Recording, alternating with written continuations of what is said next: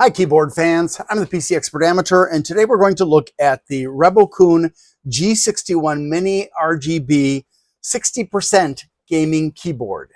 At least they call it a gaming keyboard. And there's very little in the way of instructions. I did show you what little instructions there were, but now I'm going to show you the keyboard. The back side only has 4 rubber feet, so nothing remarkable there, unfortunately. And the front side, it is small. This isn't even a foot long. It's a little bit short of a foot. And as you can see, it does have backlighting, although let me make it a little bit easier for you to see there. Now there are actually 4 modes, and you can turn the brightness down so that there are no LEDs shining. But basically, the settings, well, I don't like small keyboards. I don't like it when I have to do special key presses to do stuff that I normally do on a full-size keyboard. So this is a little annoying to me personally, but if this is what you need, this is what you need. And since there's no keypad over here, the numeric keypad that is, and there are no editing keys over here, that means you've got that much more space on your desk for, I don't know, action figures, a cup of coffee, maybe your dinner. I don't know.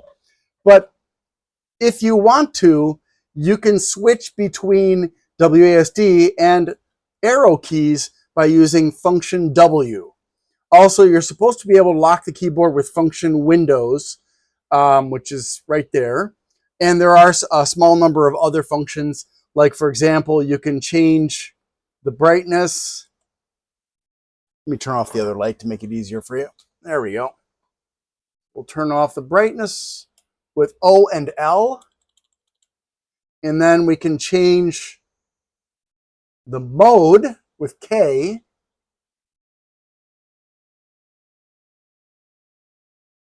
Ooh. Nothing special here. And we can also turn it on and off with I forgot about that one. All right, and then over here with U and J, which doesn't seem to be doing something on this version. Let me see if it, oh, this is for the speed at which it changes, U and J. And then volume is T and Y and R. So Y is the mute, and R is lower volume, and T is higher volume. And, oh, there's one more at M. You can actually, I didn't even remember about that. So there are actually single color modes if you prefer that over the 4 presets. And then you can get back to this. So whatever you want to do there. And on the top row here, the number keys are actually combined with the function keys that would normally be up here.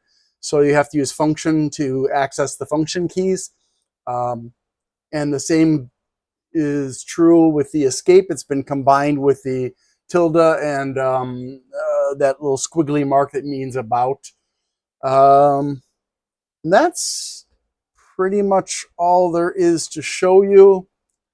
It has the through light effect, which is my own word that I made to show that the light is going through the keycaps, not just around the keycaps, which is, to me, pointless because you still can't see the lettering on the keys. Now, in terms of using this, it feels like a mechanical keyboard, but it's a membrane keyboard that's mimicking mechanical touch.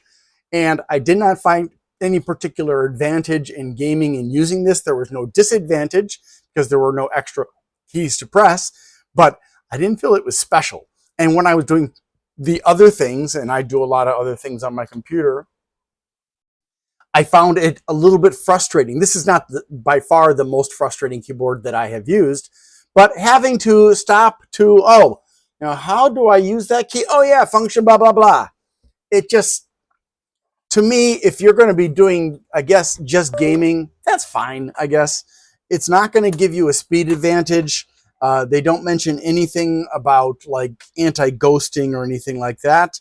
So apparently it's a gaming keyboard in the fact that it's 60%, because some people don't like to game with a full-size keyboard.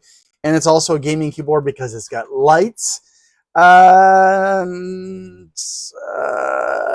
That's it.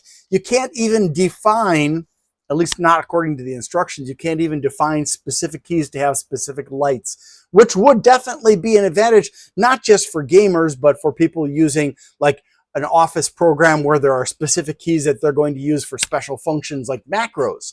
Nor are there macros on here. No macro keys whatsoever. So as far as a gaming keyboard is concerned, it isn't a gaming key. It is a gaming key. Oh, and I almost forgot, it does come with an USB-A to C adapter.